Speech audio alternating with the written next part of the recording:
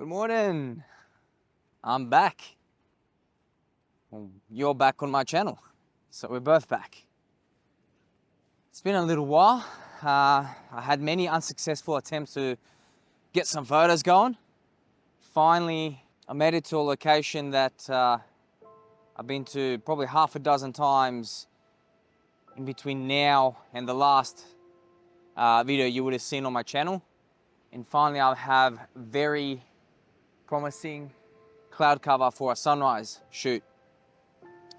I'm probably here about 20 minutes before sunrise, and I think probably 20 minutes before now I start to see some color in the sky. So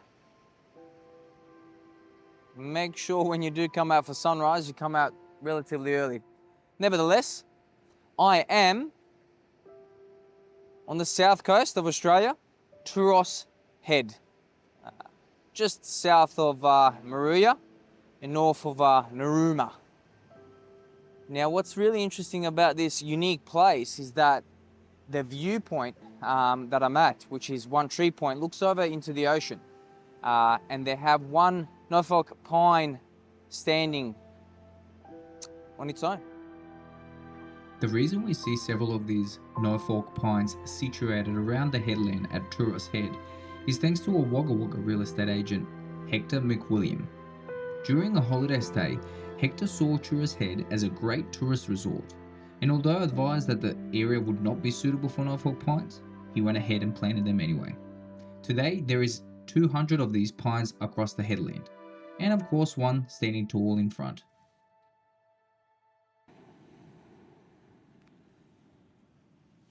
Now, the benefits of going with a tripod is obviously being able to control your shutter speed to basically whatever you want it to be. At the moment, I did drop the ISO down to 100 again. I'm focusing in on the tree and essentially keeping an eye on the waves, like that one.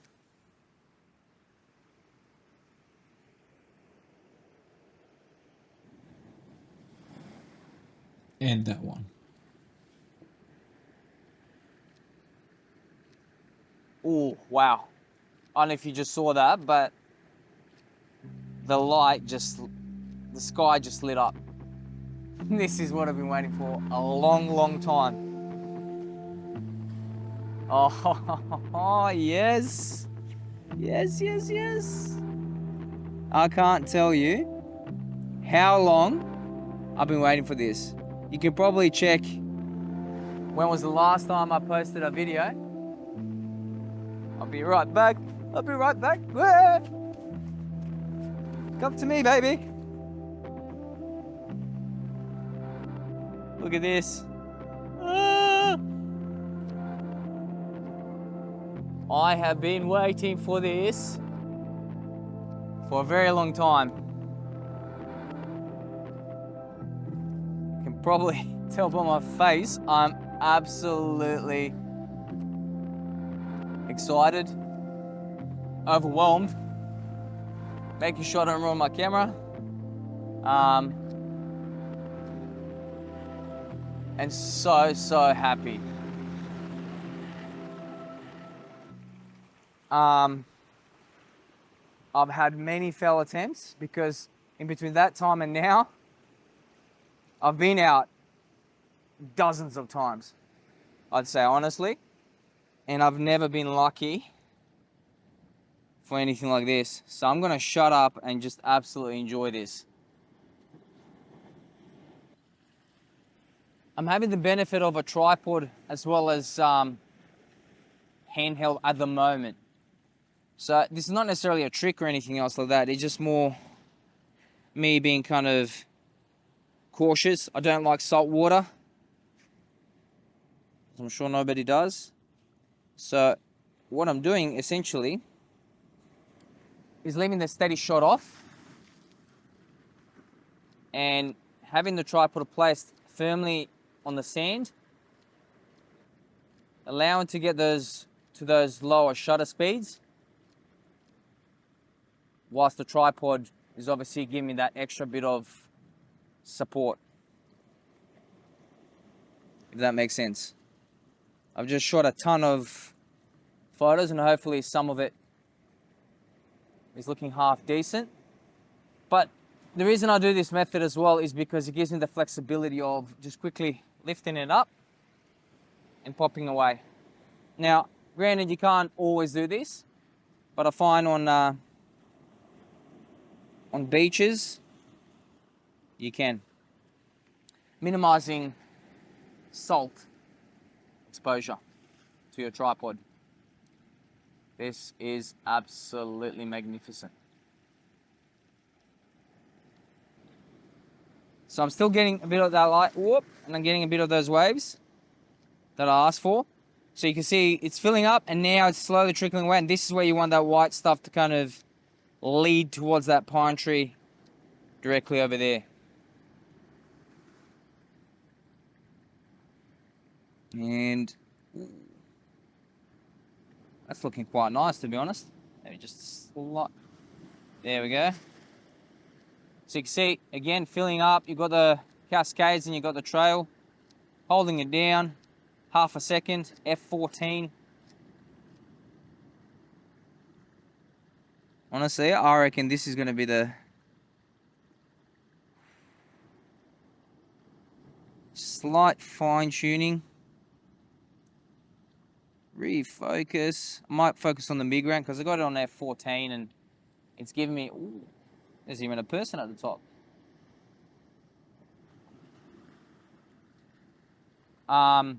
It's giving me good depth of field. So I'm gonna keep playing with that. Now we're getting a little bit more yellow light, which is nice. The sun has risen and it's actually sitting just behind the, here we go. No, it's sitting just behind the small cliff and behind the pine tree. So it's creating good contrast to the image. I'm still getting a light just ever so slightly seeping through. You might be able to see it from your view on the sand, which anytime you're seeking for sharpness in a photo, the sharpness comes from the variation of light. So the more you have contrast, the sharper the image will be. So in dull days, you're not actually gonna get, they're gonna be grainy. Even though there might be a sufficient amount of light, it's gonna be grainy because there's not much of variance in light. All right, let's reposition it. Hope we get a good one.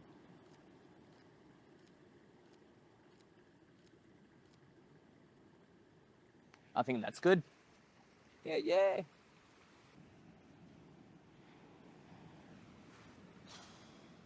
Honestly, I need a minute to decompress. This image, even if it is an average image, just means so much more to me than any other image I've taken. Check them out now.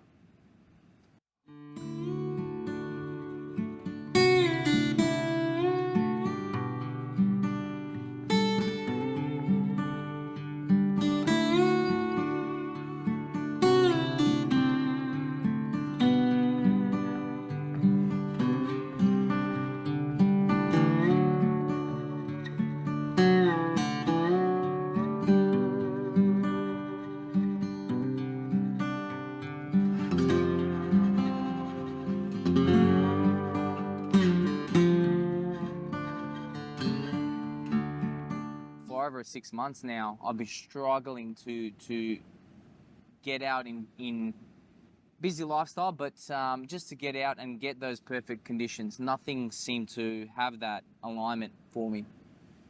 And there's been a lot of frustrations, even with my, hopefully by now you would have seen the drone footage, but even with the drone footage, I've had issues with the drone itself, I should say, where the standard cable was causing disconnections, and this is probably some sound advice for anybody that does have a DJI drone and has had or is having the same issues.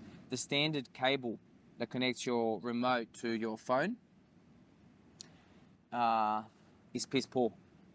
But I dug deep and I found some information and found it was a cable, got another cable. Long story short, all worked out well by the looks of it. All of those hurdles that I've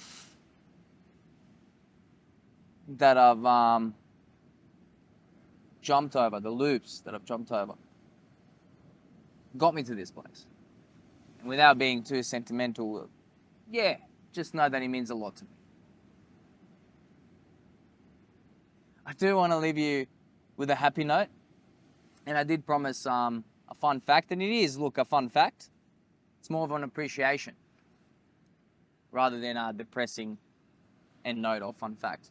Back in ancient Roman times, the average median age for a Roman citizen was roughly about 40 years old.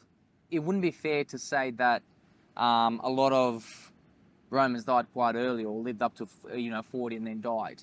They didn't. A lot of them lived quite old. I mean, Julius Caesar, who's lived I think up to 66 years of age, which is not uncommon at all. But the reason the median age was so skewed, I guess, to lower age was because of the infant mortality. They reckon that up to 50% of children born died in their first year of life. They didn't have much immunity, and they were susceptible to, diseases and viruses that otherwise a healthy adult would have survived quite easily. Be grateful, be happy. I'm definitely excited, happy, and I hope you've enjoyed this vlog. I definitely enjoyed making it. I definitely enjoyed taking photos. Sorry if it's a little bit how you going around the edges, but I've been out of action for a little while and I've been talking to a camera that essentially never ended up going anywhere. So let me know, welcome me back. Yeah. Until next time, Peru.